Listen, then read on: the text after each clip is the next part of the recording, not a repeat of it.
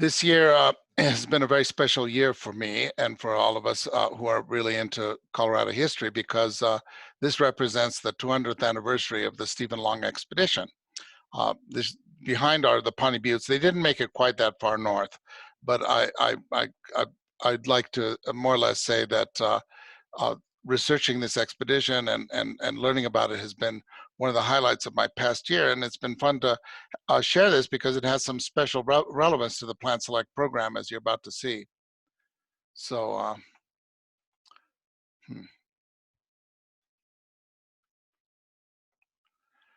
but before we go to the European, the first Europeans to explore this area, or the first scientists really, the there is a long tradition that we always should be honoring of the people who have been here for a very long time, the native peoples. And in Colorado, we have the Mesa Verde, which is probably the most spectacular um, uh, remnants we have of the native people's culture prior to European sort of colonization, inundation of the West. But I also think that we forget that the native peoples have been living with the plants, and we're utilizing the plants and leaving a record that went back a very long time. And I always like to give a tribute to them because the interaction that the native peoples had, certainly with the early explorers, is in Colorado was something which is, I think, very positive. Because the first scientific expedition that did come here, the Stephen Long expedition, uh, really came here to study the people as much as the plants, and they left a fantastic record of the native peoples, and they by and large had extremely good relationships with them and were very interested in them, as you'll see. um, but our native landscape can be very lush, like it was on a particularly nice spring when this picture was taken. It happened the year that they came, 1820 was a drought year, and so things were pretty dry and they were pretty horrified. And the trip, the expedition of this first scientific expedition uh, found the Great Plains to be mostly brown and very little in the way of bloom. Uh, and so their impression was that it was a desert. And the Long expedition is probably best known for having called this area the Great American Desert, as you'll see. But it's not a desert. It's a very lush and wonderful semi-arid steppe. These are pictures I took a few years ago when I visited the Soapstone Prairie just outside of Fort Collins in August. Of course, that was a year there was some rain. This year is more like the year that they visited 200 years ago, because the entire state of Colorado today, they announced the entire state is in drought status. So the problem with the Stephen Long expedition is that there was another expedition that occurred about almost 15, 20 years before theirs, and that was the Lewis and Clark expedition. And because they were like the Hertz, they were the first. And everybody kind of pays honor to them, and they had Sacagawea, it was very romantic. And the Lewis and Clark expedition, of course, has been tremendously studied, and there have been just a tremendous number of books written about it. But this other expedition, that was from 1804 to 1806, the other expedition, the first scientific expedition to our area, started in Pittsburgh, as you'll see. And this is roughly the route they took. They went down to the Mississippi River, then up the Missouri, and went up along the Platte River, and then eventually, right now, 200 years ago, right now they were somewhere in the Texas Panhandle, I believe. So they were on their way back. And that's the Stephen Long expedition from 1819 to 1820. And there was an expedition in between. It did cover some of the same territory, but it was not really a scientific expedition. They didn't have scientists like the Stephen Long expedition, and they did get into trouble. As you can see, they ended up in Mexico because he was arrested for going into Mexican, into Spanish actually, area. And so the Zebulon Pike expedition, even though he did leave a lot of records and notes, does not have the same value to posterity for information about the region. And ironically, the mountain that we now call Pikes Peak he claimed could never be climbed by anyone because it was so high. He was here at a time of year where it was all covered with snow, and he thought it was just the highest mountain on earth, and nobody could possibly ever climb it. But the very next year, 15 years, 10 years later, I guess, the Stephen Long expedition came by, and Edwin James and a couple of his colleagues practically scampered to the top. It took them 2 days from down on the Great Plains to make it to the top and back. And they were, it was quite a sprint, but they did actually climb the peak. And Stephen Long declared that the mountain should be named James Peak in his honor. And it was for about 20 years, but eventually, because Pike was had had such a romantic episode in Mexico, perhaps, or his publicity, who knows why. Eventually, it was changed to Pikes Peak. And so the mountain we now call Pikes Peak did have a prior name. The stories that I'll tell in the course of this are mostly, a lot of them were extracted from this book, which was published in about 1823, and it's called The Account of an Expedition from Pittsburgh to the Rocky Mountains, performed in the years 1819, 1820. It's an absolutely wonderful book. It's been continuously in print in the United States and also in England for essentially almost 200 years. It's been published in many, many editions, and it's available on the net. You can actually get it for free. And it's a book that's very interesting to read. And the painting that you can see on the right-hand side is of Major Long, and he was an incredible leader, and it was painted by Peel, who was actually one of the participants. He was one of the painters, and he was a scientist who was primarily studying the birds and the mammals. On the left-hand side is the only portrait we have of Edwin James, who actually wrote the book. Part of the reason he wrote the book was the notes that Peel took, and that Say, the two other scientists, took copious notes, but their notes were lost when several people who were part of the expedition took some of the horses and snuck away towards the end of the trip, and took the material with them, which was lost forever, which is really a great tragedy.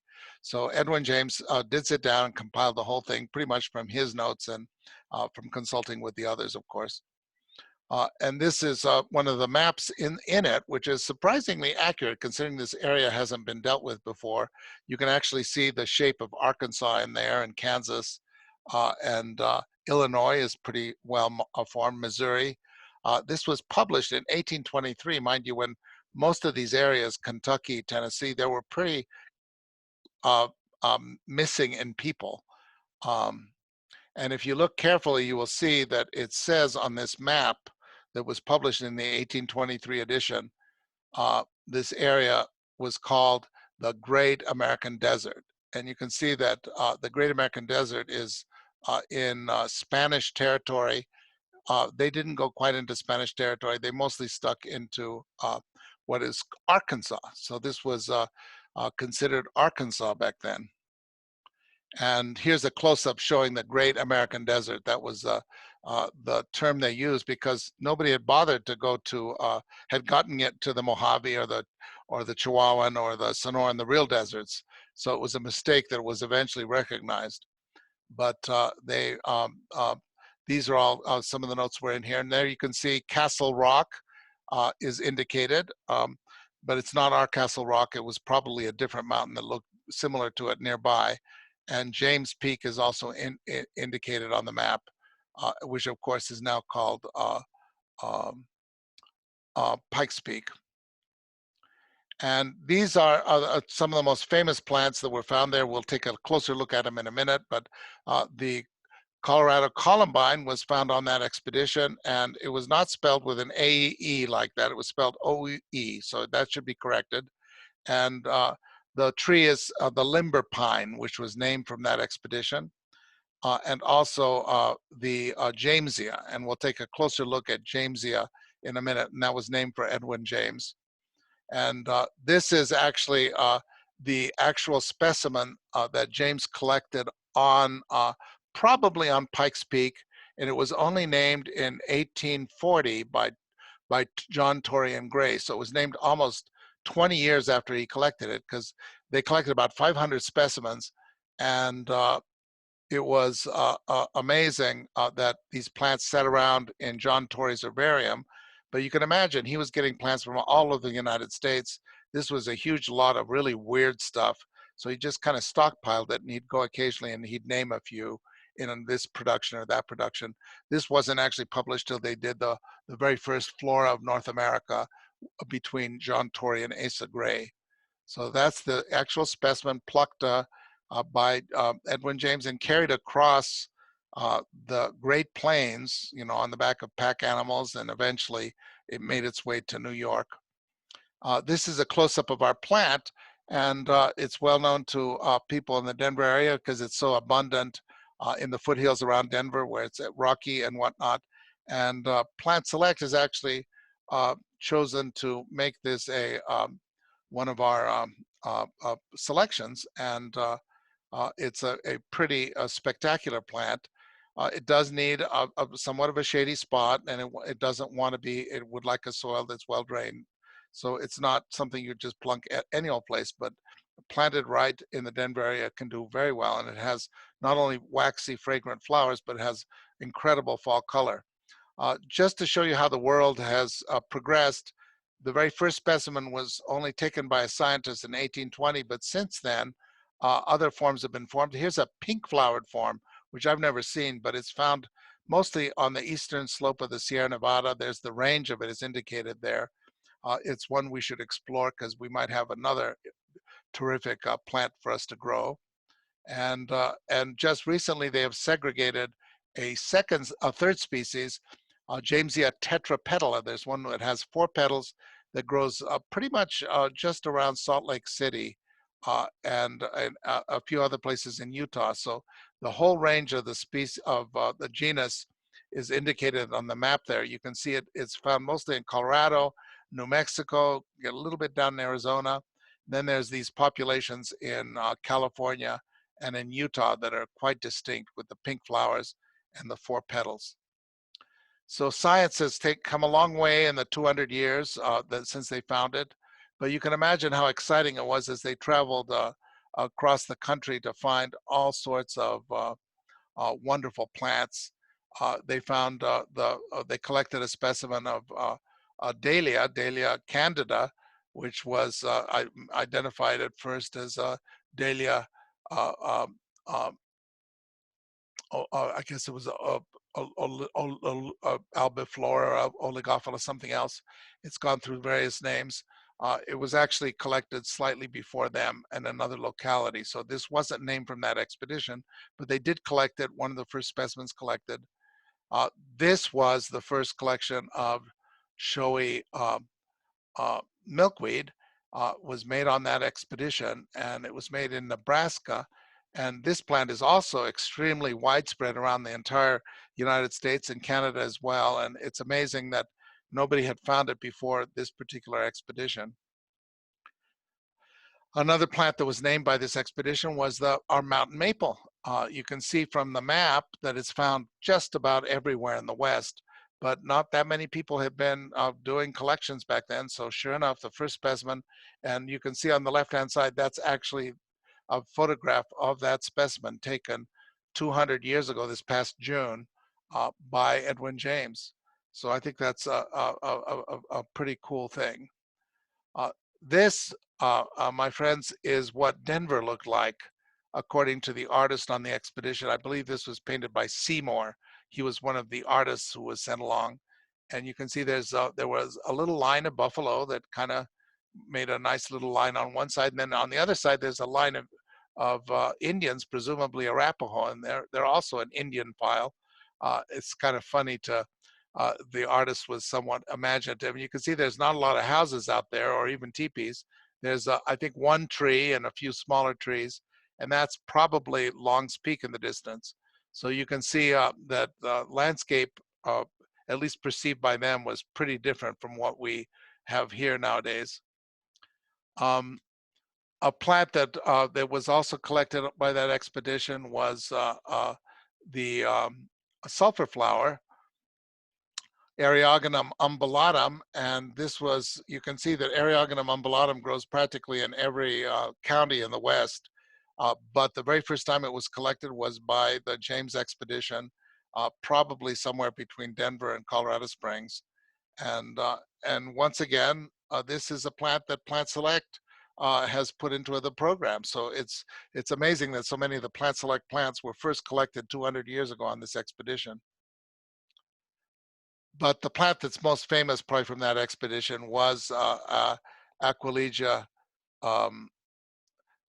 cerulean. This is our Colorado columbine, and he waxes quite poetic when he describes it.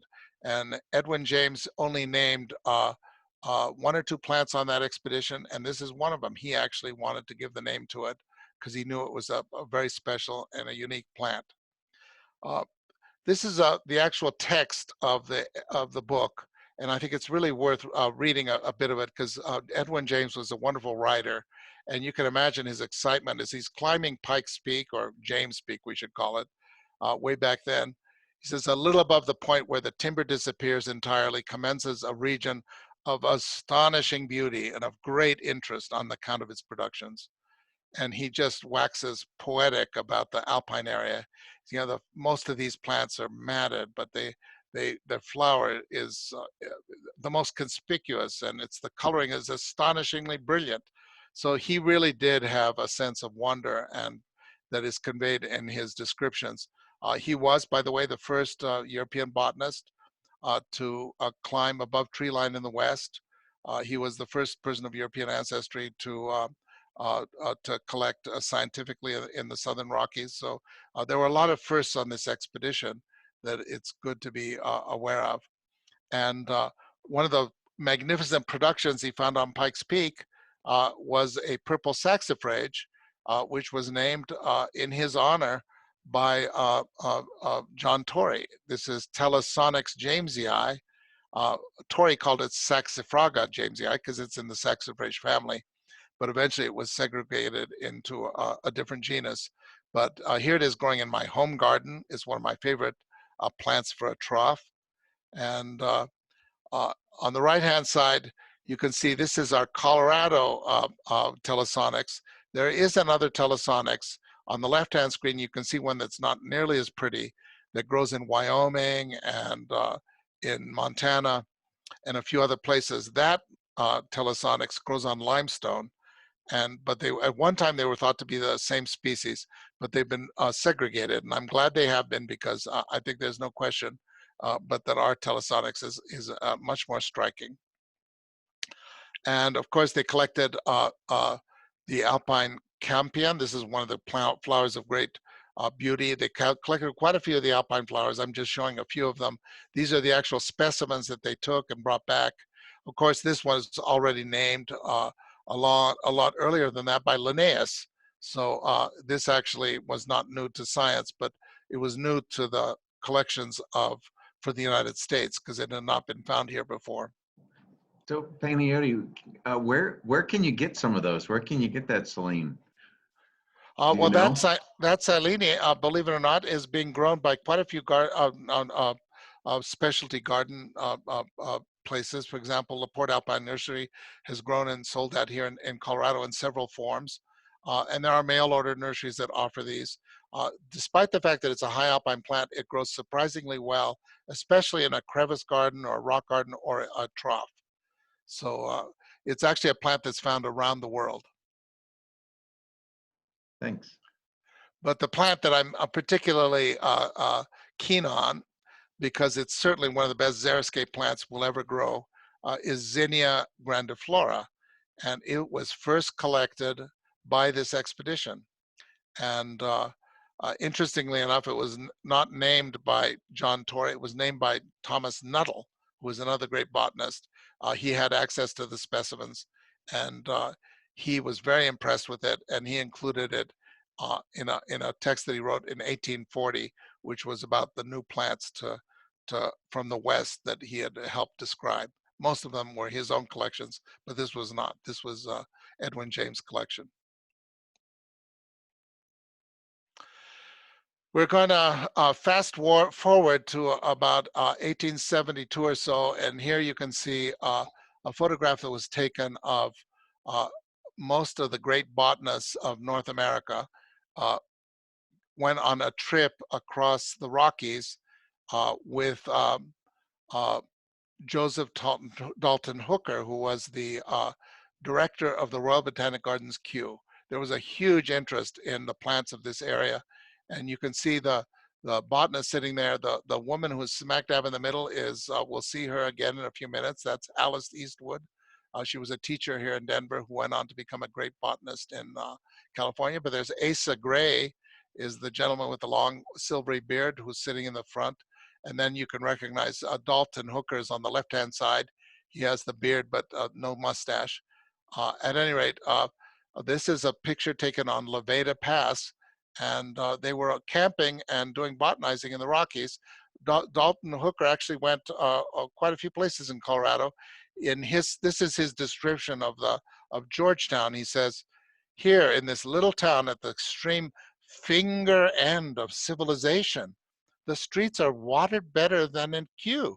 People sleep without locks on their doors, and the fire engines are well manned and in capital condition, and the food, there's no end, although it's too high to raise vegetables or any garden produce. This was a comment that he made when he was writing about this area. But of course, the people who were in Colorado at that period were mostly miners. So Colorado was not an area of which was much of a horticultural destination back then. People were coming because of the gold and later the silver. And also, this was the era of major factories in Europe and in the eastern United States. We forget the late 19th century was a period of tremendous tumult and change.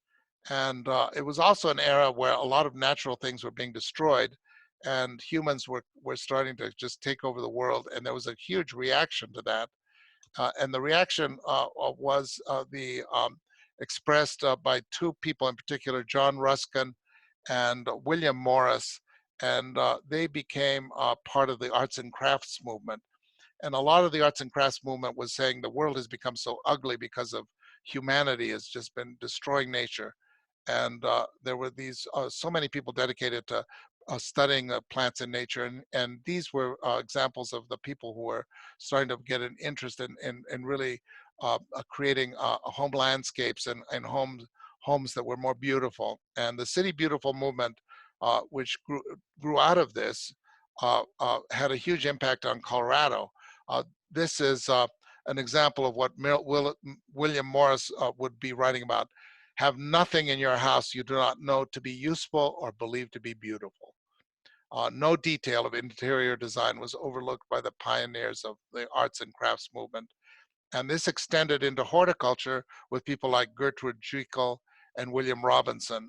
Suddenly, horticulture became an expression of beauty, of natural beauty, and a tremendous interest in that. And of course, the City Beautiful movement, which was inspired the 1893 World's Columbian Exposition in Chicago, had a huge impact on city design throughout the West. People realized we're destroying so much that is beautiful. Let us make our cities more beautiful.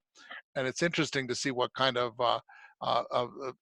imagining this resulted in things like uh, the work of Frederick Law Olmsted and the many parks he designed all over the East, notably in New York City with Central Park.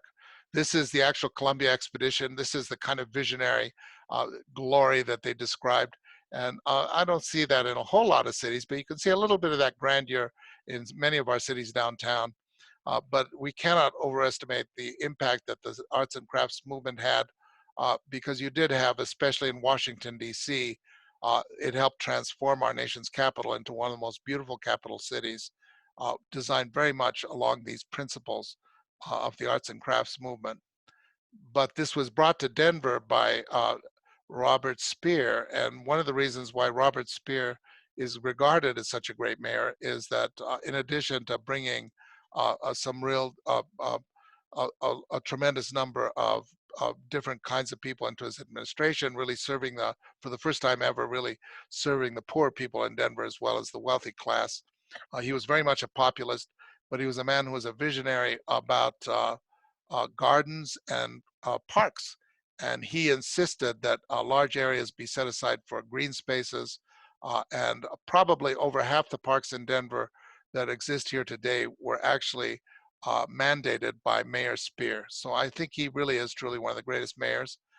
And one of the people who came in his era was a German named Reinhard Schütze, and he was one of the first landscape architects, probably the first landscape architect, and he designed Fairmont Cemetery and several other sites. So this was the very beginning of city design. And Fairmont, of course, is one of the very first great monuments of the City Beautiful movement in Denver. And Crown Hill followed a little bit later, but it's also an extremely well designed. And both of these now have been declared arboreta and are very much full of very valuable tree collections and shrubs as well. And the plants that were being grown back then were many of the plants that we honor right now, the various uh, oriental poppies and peonies and irises and roses and lilacs. Interestingly enough, many of these come from a very similar climate in Eurasia, the steppe climate, but they were brought up out, and people were starting to grow these in the Denver area even in the 19th century. And as you can see, these are their wild antecedents. The peonies come from the steppes of Asia, the poppies, irises, and roses. It's interesting, the early pioneers realized that what some of the best plants were and where they might have come from. The real father of American horticulture and the man who became the Olmsted of the Rockies really was a man named Sacco de Boer, and he was hired by Speer to design many of the parkways and many of the parks. And he was a tremendous visionary and a fantastic plant person, and he lived all the way up until the 1970s.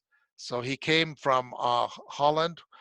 He was very sick with tuberculosis. He was expected to not live very long, but Colorado back then became a place where a lot of people from Europe like that would come, and the climate did really heal their disease, and he lived to be a ripe old age. This is his actual house. He eventually built a beautiful house with a tower that recalled his home in the north of Netherlands. And I was very lucky to be able to visit that house once. This is the door. There's actually a picture of him, which I've never been able to find again, showing him at the door of his house. And the house itself is very imaginative and beautifully designed. It was recently sold. It's a private home, unfortunately. It would have been nice if it could have been a museum piece, because he is such an important figure in our history, but very imaginatively designed. When I was there, they still had his old file cabinets, and I don't know what ever became of them, but I think they're pretty wonderful thing to think that he was probably opened and closed those 100,000 times. So he really made Denver a city of parks.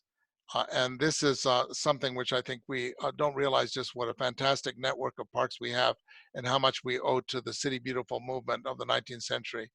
And some of the people who worked with him, he was actually partners with a man named Walter Pesman, who wrote the Meet the Natives and some other fantastic books, and was another landscape architect who really, really valued the native plants and was looking towards inspiration from our native landscape. George Kelly, Rocky Mountain horticulture is different, and he was another one who really stressed the importance of looking at native plants and gardening in an appropriate fashion.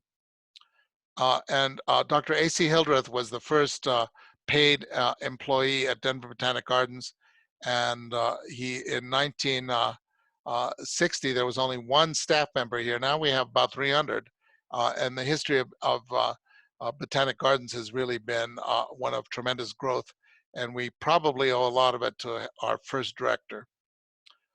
And another person we owe, who designed several of our gardens, and of course is one of the greatest landscape architects of Colorado, Jane Silverstein Reese, who I remember visiting the Botanic Gardens regularly when I first started working here. She really was a force to be reckoned with, and she designed almost 1,000 gardens. Her firm did residential gardens around the Denver area. But two people I think we really need to look back to. Claude Barr was a farmer who lived near the Black Hills of South Dakota and wrote The Jewels of the Plains. And Harlan Hammernick was a fantastic nurseryman who started a nursery in Clarkson, Nebraska called uh, um, Bluebird Nursery. These two have probably done the most to introduce plants from the Great Plains and really make us appreciate our native landscape at the lower elevations. And one of the gardens that has been the Denver Botanic Gardens had a great deal of involvement in was a large formal garden in the heart of downtown Denver called Centennial. And we managed this for many years. Eventually, the city took it over, and it's looking pretty good right now, actually. But this is all full of low water plants, but it's designed with this sort of European model of a very formal garden. But instead of using privet, for example, those are all mountain mahoganies that have been shaped. These are all native shrubs and trees. And this, for example, shows you junipers, a Rocky Mountain juniper, but you can see that it's been planted heavily with tulips. And the same area in another spot is just very thickly planted with tulips. But in the summertime, the tulips are replaced with zinnia. This is the zinnia was growing there the whole time, but when the tulips go dormant, the zinnia comes up. This is our plant select zinnia growing under the same trees that all those bulbs were growing. So the use of these formal native plants was something that was really pioneered at this garden about 20 years ago, and it's persisted with surprisingly little input since then. If you don't have a chance to visit, it's on Little Raven Avenue, very close to Elitch's, just west of Elitch's, a garden well worth visiting for inspiration. But as you can see, between 1990 and 2006, there's been a radical change in the zones that we're definitely getting drier and hotter. And so now it's worth looking back and sort of gauging, because we have a record of almost 200 years. And a lot of people have contributed to our knowledge, but especially the botanists and the horticulturists who have come before us. But I'd like to sort of end by giving a tribute to the fact that Denver, the only city I know of in the world that most of the mountains behind Denver are actually named for botanists. And there's a reason behind this. These are some of the main peaks in the Front Range area, and almost all of these have a botanical association. Gray's Peak and Torrey's Peak were named for the greatest botanists of the 19th century. And Perry was actually the one who named all these things. We'll look at him in a minute. But we do have a peak still named for James. And there's a few others that we'll look at in a minute. And at any rate, this is the man who was to blame for that. He was one of the first professional botanists in North America. He worked for the US government, but he was a doctor by trade, and he practiced in Davenport, Iowa. But he spent his summers on Grizzly Creek, where he had a cabin, which is right at the base of Mount Gray's Peak, which he thought was the highest peak in North America. So he named it Gray's Peak in honor of Asa Gray. And of course, Asa Gray returned the compliment because he named all these plants after him. There's Gentiana perryi and Primula perryi, named for Charles Christopher Perry. And he also was able to eventually get a little credit because this peak was named for him. Perry's Peak is only about 13,400 feet high, but it's there in the botanical peaks, and it should be appropriately, because he was an extremely popular writer. He wrote for the newspaper, and it was syndicated all over the country, and he would tell stories in his articles about the discovery of new plants. And plants were such a big deal in the 19th century. You couldn't be a self-respecting young woman if you didn't have an herbarium. And everybody was interested in the new Latin names, and people like Charles Christopher Perry were actually became household, kind of heroes. They were very well known and respected. And all these mountain peaks, he was able to get the names for them because of his tremendous influence, because botany was a big deal. It was kind of what the most important science back then. And of course, John Torrey was one of his mentors. He honored John Torrey, and he named a peak for him. And of course, there's many plants named for Torrey, like Ephedra torreyana from western Colorado.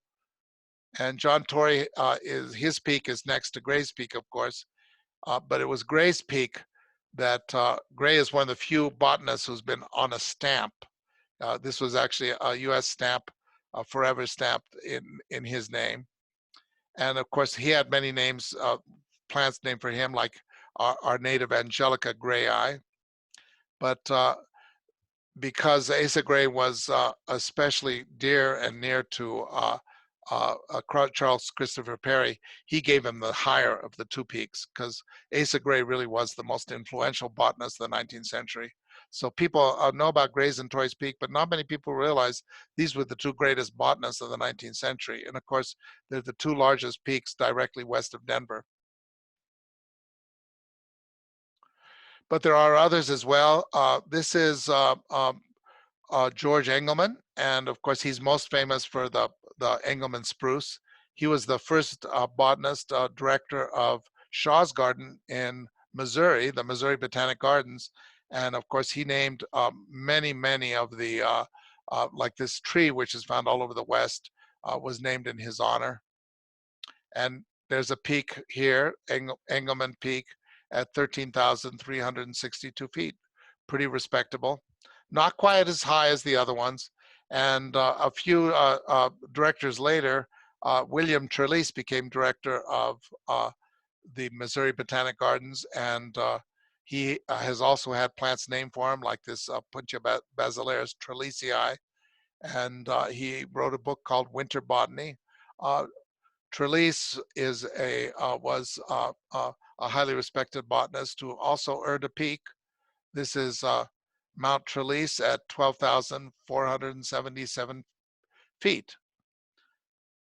But nowadays, who's ever heard of Edward Howard Norton Patterson, whose nickname was Snickdow, but he was actually an extremely influential and popular journalist. He published a paper in Georgetown.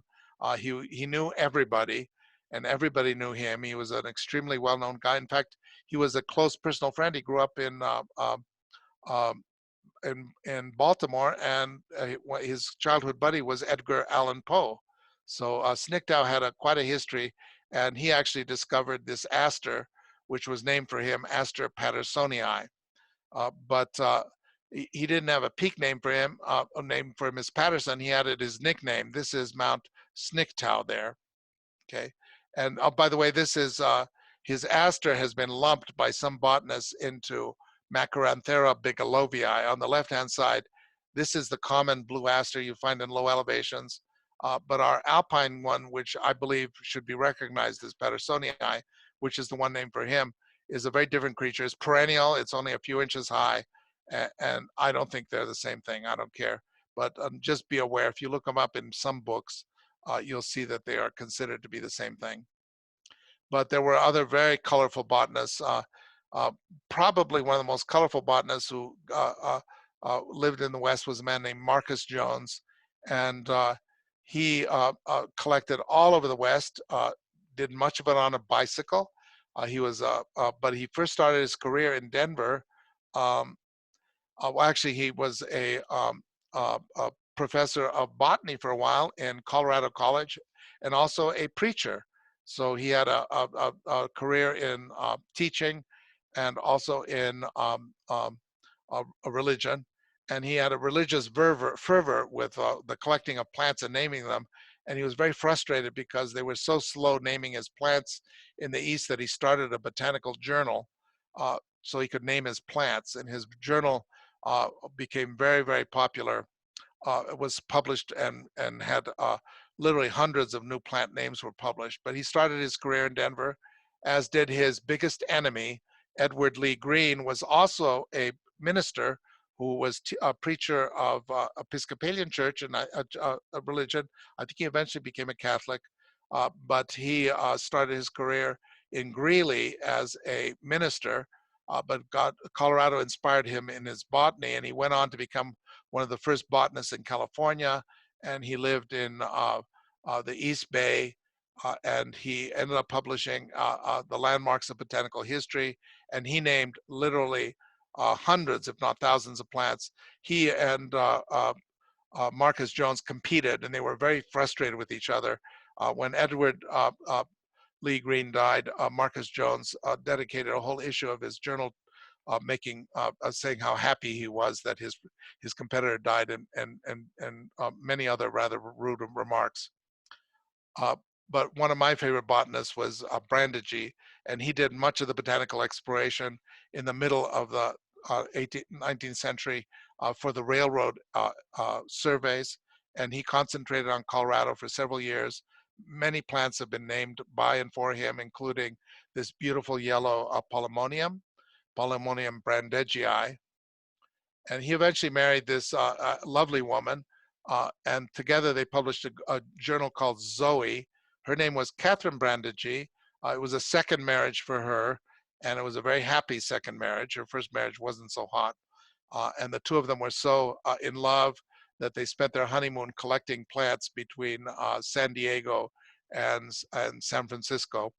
They were quite enthusiastic, but she also botanized independently here in Colorado and found quite a few interesting records that have not been found since.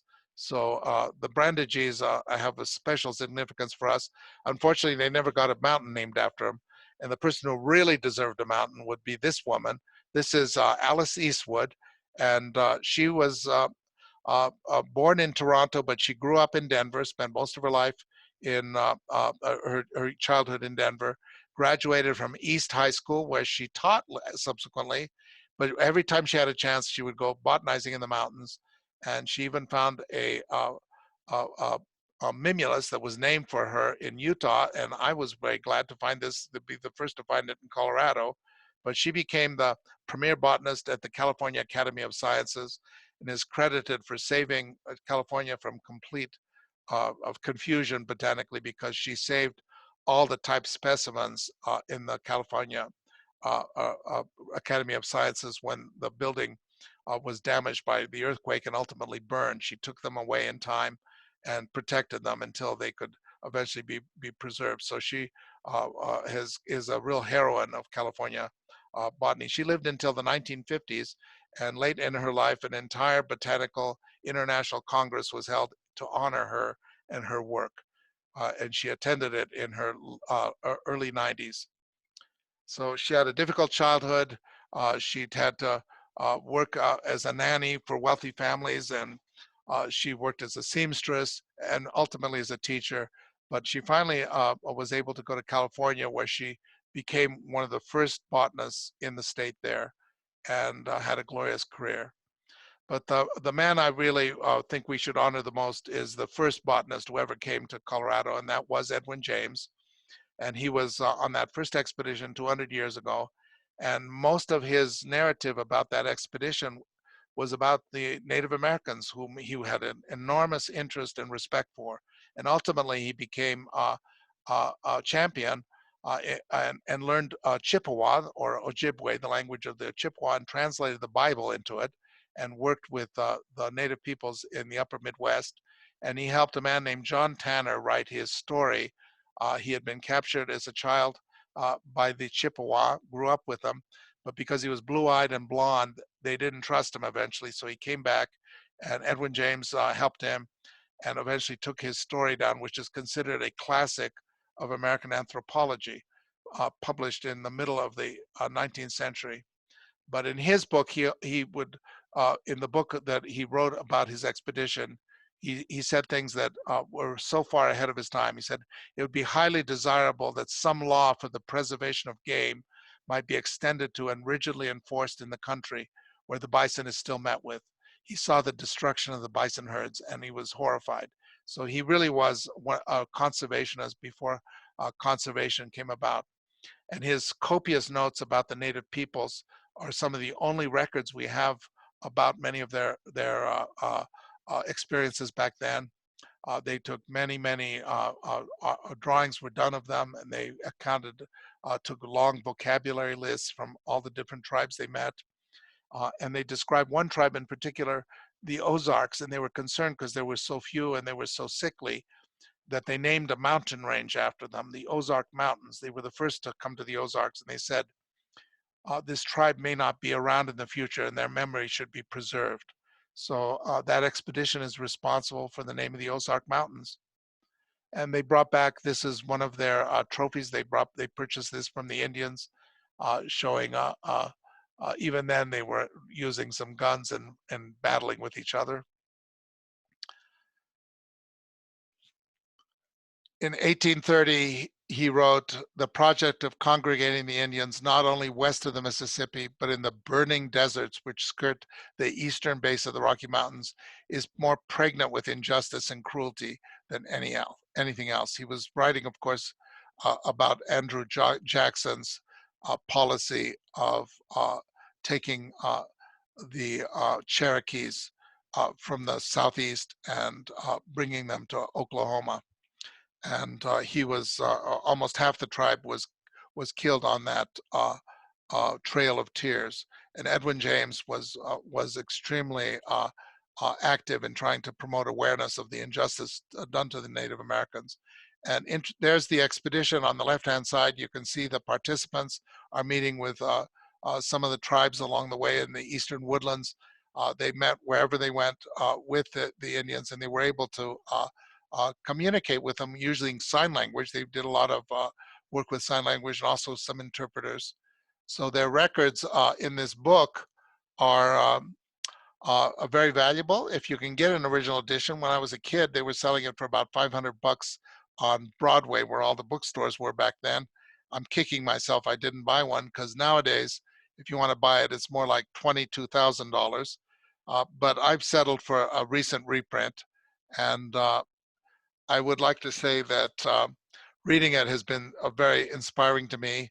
And reading about Edwin James, this is a letter he wrote to Charles Christopher Perry. It says, "I became a settler in Iowa 22 years ago, and I've seen great changes. The locomotive engine and the railroad car scour the plains in place of the wolf and the curlew.